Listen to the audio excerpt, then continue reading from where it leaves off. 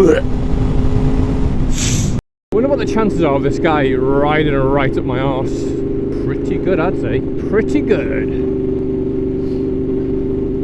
Jogger. I got all my beads. Although I thought 100 beads. I thought that's a large number. And then you kind of forget how small beads actually are. And you realise, oh, I'm not entirely sure how many I'll make out of 100. So I'll probably be trying to mock up to see if I need to.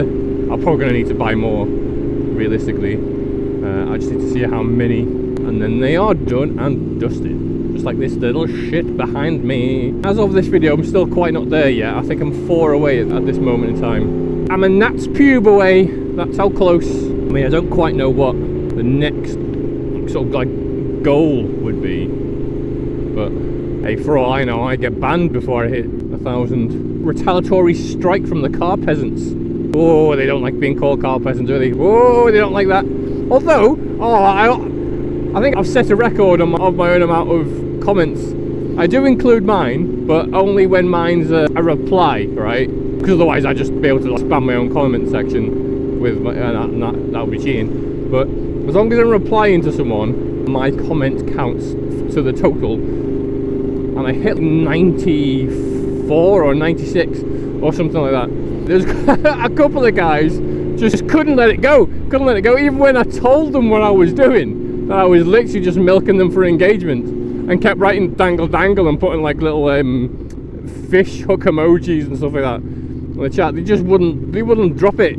But I think I've finally got the last comment in. Who knows? I could get to work and there might be a few more. They don't show up as notifications. I've literally got to go in and refresh everything, and I think it's like new comment or something like that, newest, because if you just leave it on top it'll hide bunches of them. Makes me wonder what the fucking point is of getting notifications when you only get told of some of them but not all of them. So if there is anyone out there, they put a comment on and I've simply just blanked it, it's probably because I just simply haven't seen it. I generally reply to almost all, and if there's a heart and no reply, that might be because it got deleted. It might be because what I said was naughty boy. Oh fuck. We're gonna edit that one out, Main Doom. We're gonna edit that out again. That never happened. It never happened. Sunday, which isn't today, so I don't care. Yay. He's got like a leather trilby on. The man's up in his hat game. Must be lagging behind. Dominance. I wonder what steps you need to take to reach leather trilby, or is that why he's out in the dark? He's testing it out, but he doesn't want to get seen. He wants to feel comfortable wearing it before he shows everyone, shows the world. Oh god, it stinks around here. Stinks the poo. Or it might be that big truck full of rubbish. It could have something to do with that weird smell. Oh god, what's that spooge dripping off the bottom of it? What? All shiny and runny. Oh god, that's filth. And back off. What was I talking about before I got distracted by an awesome hat? Absolutely forgotten. Something about comments maybe? Oh yeah, I did say I was going to go out on Sunday. However, the weather looked a bit grey, and my YouTube account started working again properly after fucking around all week trying to sort out a second one. So I spent a lot of Sunday catching up on all the videos I've missed. It's actually done my channel some good actually, in terms of like, the recommendations page. From having that the purge of all the extraneous channels, I've stopped getting a few random. I think that was mainly my issue, is I had that many random subjects that I was subscribed to that the recommended page would literally throw any old shit at me. Whereas now it's got more of a focus on bike related content, classic game reviews and film and TV show reviews, which is nice. I've been watching a lot of reviews of a lot of videos from Rose Tinted Spectrum. So when I started watching a while back, because they were doing a rewatch of things like Games Master and Bad Influence, like a 90s video game, like TV shows or kid shows, it was quite interesting to watch that. But he does a lot of actual game reviews based on classic, like things like the ZX Spectrum and stuff like that. Hence the name Rose Tinted Spectrum. And a lot of those games were because I was born in the early 80s, so a lot of the games were my childhood really. So it's nice to see, because your memory of games of that era, when I think back, I'm remembering amazing graphics and gameplay, and then you look back and think, no, it was kind of looked shit, didn't it? Kind of looked shit. But the games, because they were tapes, they were so cheap, unbelievably cheap. I was raised on a road full of council houses. My parents worked. It wasn't. I think everybody that I knew had a job. I think it wasn't like people on welfare or dole or whatever the fuck it was called at the time. I think it was dole, wasn't it? So people had money, but it wasn't like throwing money around. You know what I mean? Where these days kids might have all the fucking brand new consoles and stuff like that, and all the new games. Back in the day, I didn't grow up in Yorkshire. I don't know why I said that. Back in the day, you'd have one console houses. So I had one friend, he'd have a Master System. I think my other friend's house, they had a Mega Drive. We had an Amiga, Commodore Amiga. I think, well, it was like an Atari ST or something like that. And we had a cartridge-based one. And then we had like a tape player one.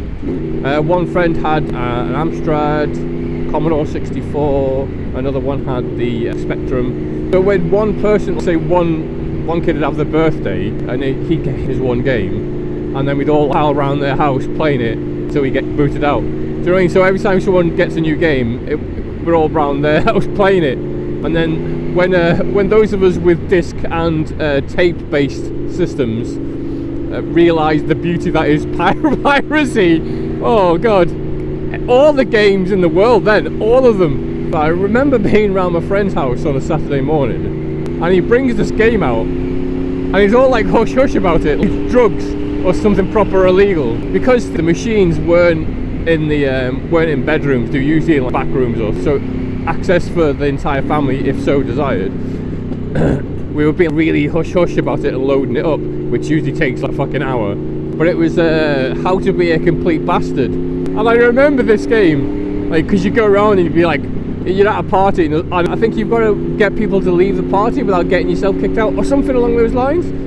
So you'd be going around pissing in plant pots and throwing condoms at people, and it was such this amazing, it's like, oh my god. I think it was based on Aid Addison, no, the guy from Bottom, or the young ones. So we were playing it, trying not to laugh too loud, and it felt so grown up playing this really mature game. Obviously his parents would walk past every now and again, but it's literally just fucking random pixels on the screen. They wouldn't have a clue. I think it wasn't until they found the actual tape box with the title How to Be a Complete Bastard or something on it was removed from him. But up until then, those were the days. You'd go around, you'd load your tape in of Double Dragon, and then you'd go out and play football for a little bit, and then you go back in, see if it's loaded. Our kids these days, you don't know you're born. It's kind of a shame of the way multiplayer games go these days, because I'm assuming kids just log on and they're all sat in their own houses talking to each other online, which has its benefits. Obviously allows people to stay connected with friends, so you don't, I don't know, maybe you don't feel isolated, or you get to talk to people that you may never meet otherwise. But I don't know, there's something about those like in-person multiplayer games that just brings back good memories of things like a multi-tap.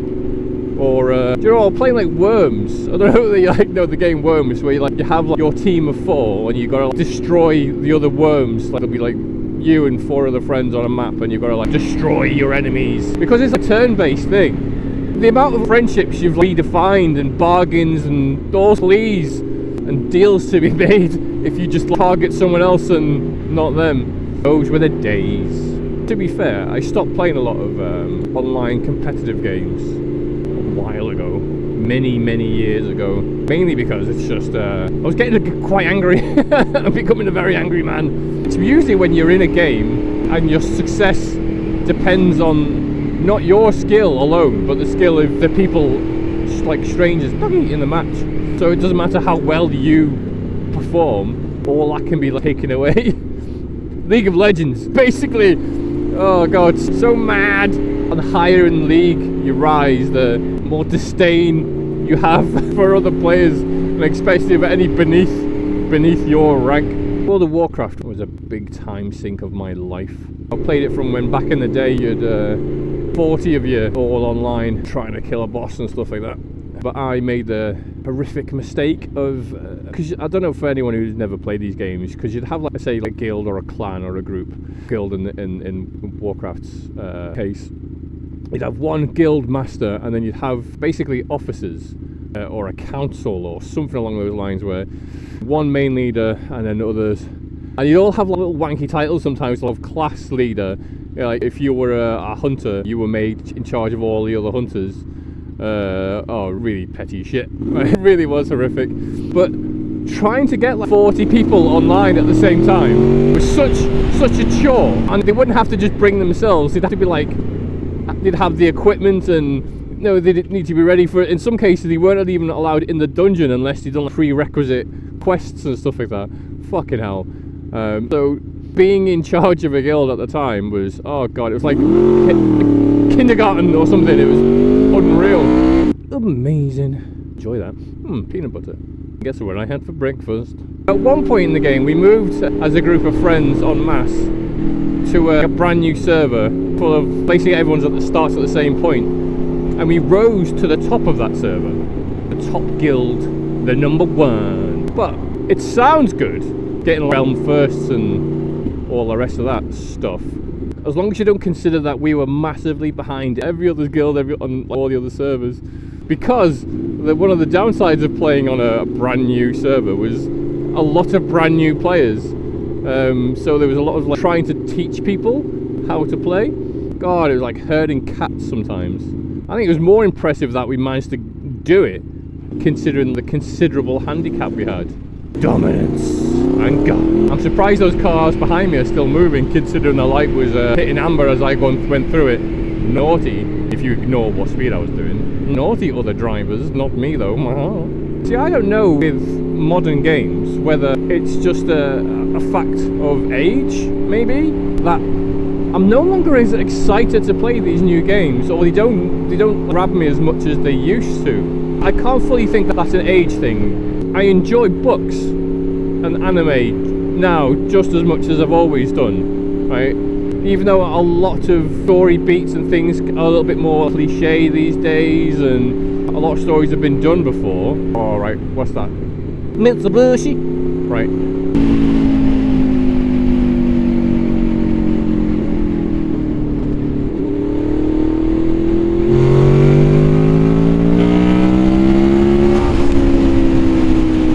Suck it, nerd. I'll show you how to filter. It's just not that.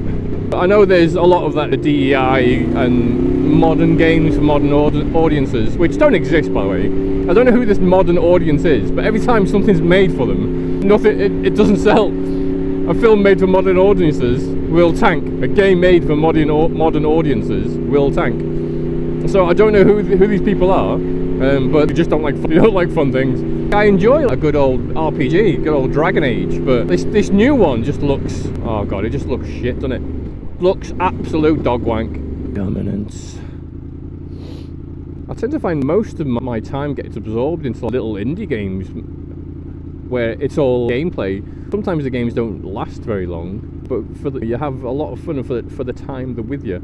I mean, I bought Kingdom 2 Crowns the other day for like less than a £5. That was over like 2 or 3 days worth of enjoyment until I got bored, and that's literally what, 3 buttons, left, right and down for the most part?